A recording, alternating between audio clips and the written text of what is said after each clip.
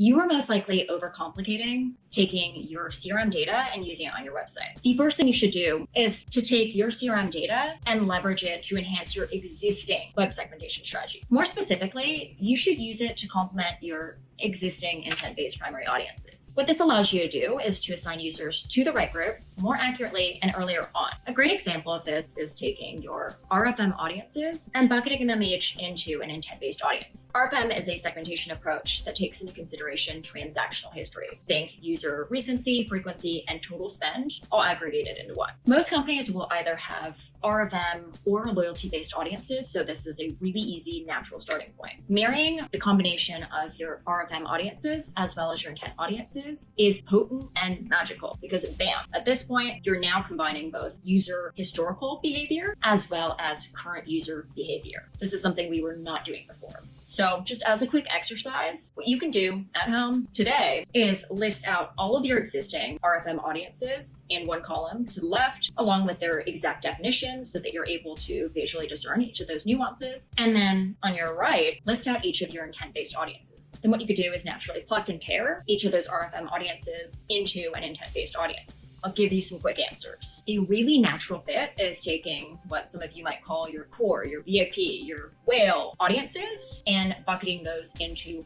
the high intent group. This is a very natural parallel because those ones are high value, they don't need a lot from you, but they are willing to spend money. So those are your high intent folks. Lastly, keep in mind, CRM can be very complicated. You have access to so much information, and that is both a blessing and a curse. It's a blessing because you have optionality. Who does not love options? But the curse is when you have so much information but no plan, ultimately that gets complicated, hairy, and probably something you want to dump and never look at again. So keep in mind that CRM data is meant to enhance your existing audiences, not replace them. While you might not use every single attribute, every single audience, that is totally okay. Some of those audiences are going to have more value than others. By going about this exercise, by taking that existing CRM data and plugging it into your intent-based audiences, getting incrementally closer to where we want to be, and using it in a meaningful and productive way.